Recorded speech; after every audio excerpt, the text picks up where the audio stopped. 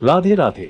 आप सभी को श्री कृष्ण जन्माष्टमी की हार्दिक शुभकामनाएं। दोस्तों, अपने इस यात्रा के दौरान मैं आ गया हूँ प्रेम की नगरी वृंदावन। जी हाँ दोस्तों, आज मैं आपको वृंदावन की एक ऐसी मंदिर की जानकारी आप तक पहुँचाने का प्रयास करूंगा जिसकी सीमाएं भारत ही नहीं बल्कि विश्व के कई देशों तक फैली है। तो आइए आपको लेकर चलते हैं इस्कॉन टेम्पल, वृंदावन, मथुरा। भगवान कृष्ण की उपासना के दुनिया भर में कई केंद्र हैं, ढेरों मंदिर हैं, अनेकों संस्थाएं हैं जो कृष्ण की भक्ति और भगवद गीता के संदेश को दुनिया भर में पहुंचाने का काम करती हैं। इन्हीं में से एक संस्था है इस्कॉन। इस्कॉन का पूरा नाम international society for Krishna consciousness है। इस्कॉन के दुनिया भर में 1000 से अधिक केंद्र हैं। अकेले भारत में इसके 400 केंद्र हैं और यहाँ तक कि पाकिस्तान में भी इस्कॉन के 12 मंदिर बने हुए हैं। लेकिन क्या आप जानते हैं, इस्कॉन संस्था की स्थापना का विचार वीर भूमि झांसी में ही आया था। जी हाँ, इस्कॉन के संस्थापक भक्तिवेदांत स्वामी प्रभुपाद जी महाराज इसकी शुरुआत झांसी से ही करना चाहते थे। दरअसल धर्म गुरु बनने से पहले भक्तिवेदांत स्वामी प्रभुपाद आयुर्वेदिक दवाएं बनाने का काम करते थे। आयुर्वेदिक दवाओं के सिलसिले में स्वामी प्रभुपाद अक्सर झांसी के आयुर्वेदिक कॉलेज में आया करते थे।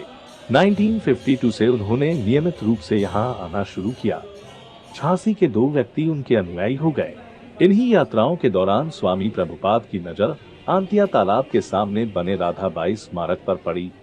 स्मारक पर कृष्ण मंत्र लिखा हुआ था। स्वामी प्रभुपाद ने अपने उन दोनों अनुयायियों से कहा कि हम यहाँ कृष्ण भक्ति की एक संस्था की स्थापना करेंगे। 1957 में शुरू किया भक्तों। स्वामी प्रभुपाद ने शुरुआत में इस संस्था का नाम भक्तों का संघ रखा। इसके लिए उन्होंने उस समय प्रचार प्रसार भी कराया कि ऐसे शिक्षित युवाओं की जरूरत है जो दुनिया भर में भागवत गीता के संदेश को फैला सके। उनकी यात्रा, भोजन और वस्त्र का खर्च संस्था द्वारा उठाया जाएगा।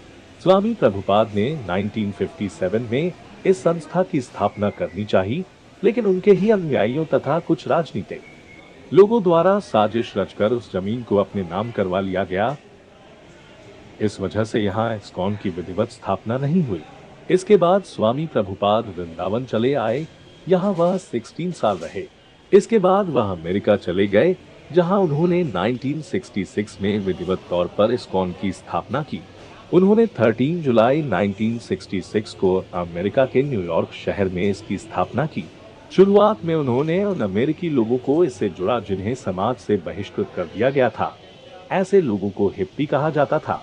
इस्कॉन के माध्यम से इन लोगों को भगवद गीता का अर्थ समझाया और आज देश विदेश में लाखों लोग इस्कॉन संस्था के अनुयायी हैं।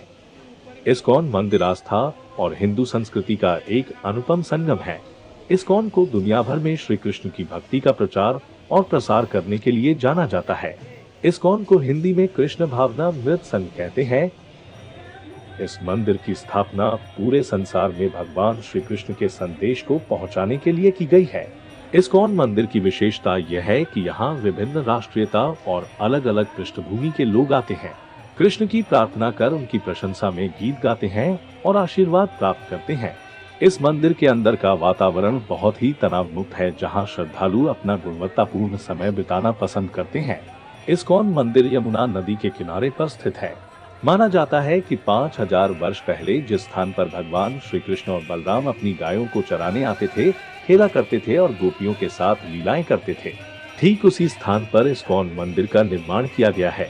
यह स्थान श्री कृष्ण और बलराम के बचपन की विभिन्न कहानियों से जुड़ा हुआ है। इस्कॉन मंदिर का निर्माण सफेद संगमरमर के पत्थरों से किया गया है। मंदिर की दीवारों पर खूबसूरत नक्काशी और पेंटिंग भी की गई है, जिसमें कृष्ण की शिक्षा और उनके जीवन से जुड़ी घटनाओं का सुंदर वर्णन किया गया है। इस्कॉन मंदिर में श्री कृष्ण जन्माष्टमी का त्योहार बड़ी धूमधाम और हर्षोल्लास के साथ मनाया जाता है। मंदिर में 3 वेदियां हैं। इस्कॉन मंदिर के मध्य वेदी में श्री कृष्ण और बलराम की पवित्र और अलंकृत मूर्तियां रखी गई है। मंदिर का वातावरण बहुत ही आध्यात्मिक और भक्तिमय है, जिसमें भक्तों को आनंद प्राप्त होता है। इस्कॉन मंदिर में शाम को होने वाली श्री कृष्ण आरती बहुत लोकप्रिय है। मंदिर के केंद्रीय स्लैब में बाई और नित्यानंद के साथ चैतन्य महाप्रभु और भक्तिवेदांत स्वामी प्रभुपाद और उनके आध्यात्मिक कोच भक्ति सिद्धांत सरस्वती ठाकुर की मूर्तियां लगी हुई हैं। मंदिर परिसर के भीतर भगवत गीता की कक्षाएं सुबह के साथ साथ शाम में भी आयोजित की जाती हैं। मंदिर में स्थित देवताओं की पोशाक दिन में 2 बार बदली जाती है और 24 प्रशिक्षित पुजारियों द्वारा मंदिर के देवताओं की पूजा की जाती है।